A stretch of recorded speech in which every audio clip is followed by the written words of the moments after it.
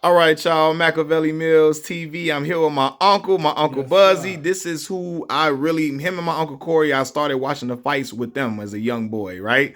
So now I want to ask you about some fights. Well, honestly, a historical question. Some Okay. people believe that Alexander Usyk was a better cruiserweight champion than Evander Holyfield. Nope, because he wasn't. Evander just put too many punches together. Man.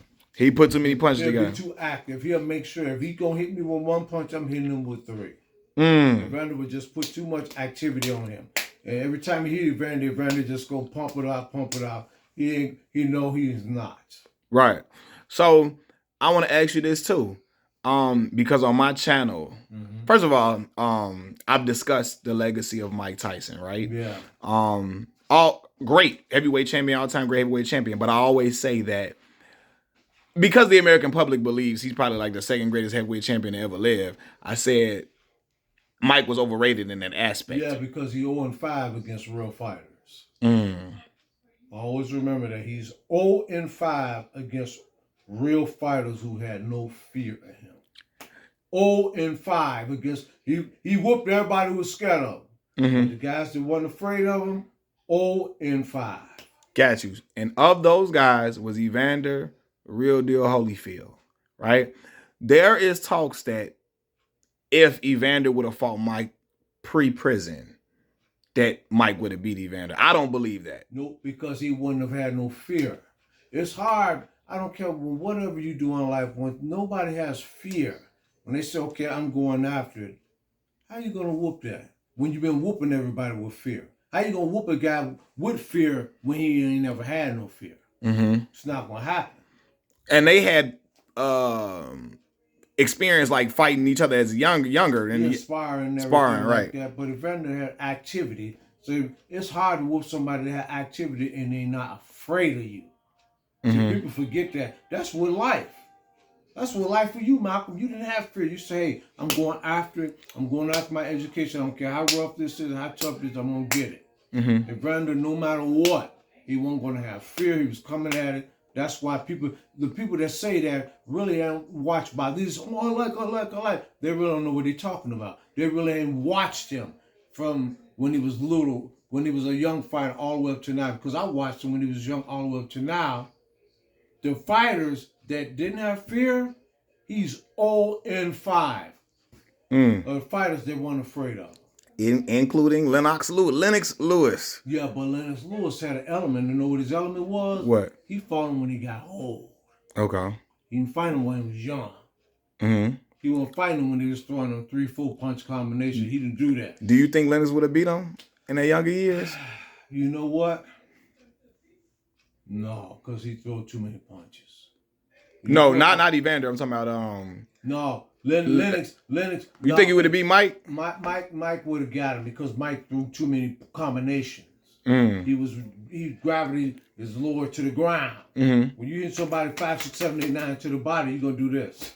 And when you do this, you can get all this. Mm. But see, when he got older, he was only doing 1-2s or 1-1-2-1. That's how he got him.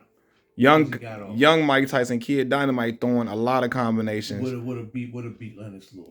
Now I remember, I don't know if it was a And the main factor to that is he won with Emmanuel Stewart. yes, Emmanuel. Now If it Oliver wasn't a guy McCall like that, stopped Lennox, and then he came back and avenged that loss, of course, with with Emmanuel Emmanuel Stewart Stewart. in his corner. Yep.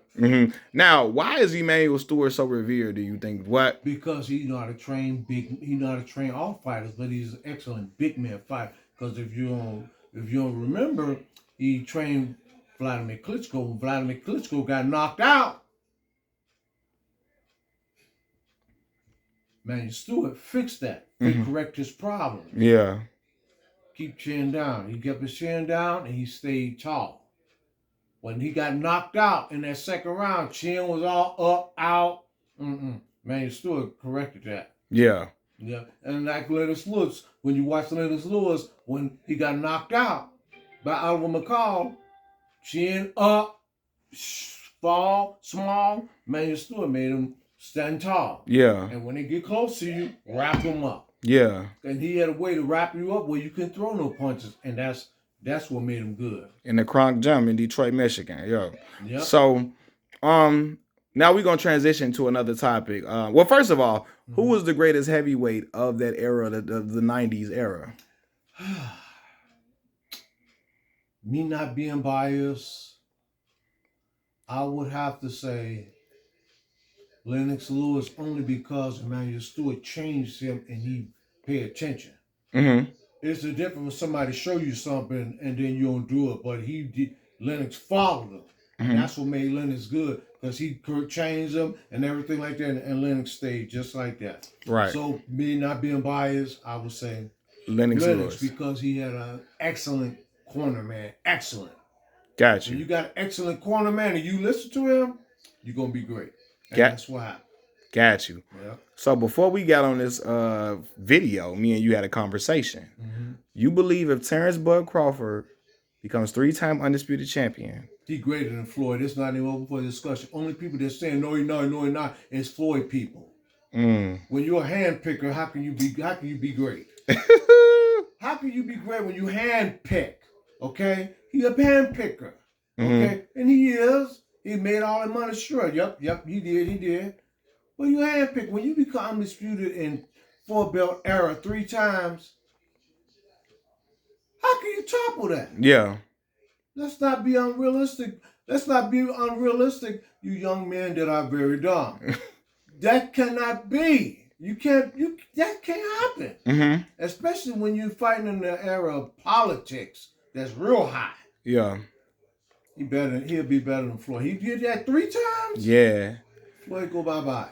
I'm gonna say this, man. I didn't realize the night he fought Errol, the way the way he dismantled Errol was beautiful. He throttled him. Man, beautiful. He was ready for everything. Yeah, man. Beautiful. All his little punches, he was turning. Yeah. I don't know if you noticed he was turning. Yeah. He was doing when the punch was coming. Rolling with the He was doing this. Did you see a lot of punches when they was coming, he was doing this? Yeah. So you don't have that much steam on it. Yeah, when you're doing this. Mm-hmm. He was touching all his little stuff. Yeah. He was taking all his little stuff. He was going in.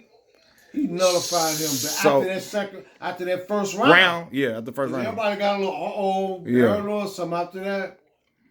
He shut him and that took me back to when you told me it's hard to be the guy that's been boxing all his life since a young boy. You know? Terrence been boxing all his life. Yeah, and then what people have failed to forget, he can wrestle. Yeah, strong, very strong. So his strength is that.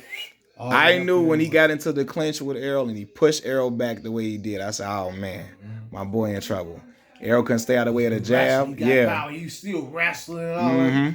How you gonna whoop a dude like that? But I'm gonna tell you the great surprise that I told you about for years. What? I told you Wilder can't box. Nah, he never could box. He's just a brawler. Yeah. He got exposed so bad. That's what it is. I mean, Zilly Zhang.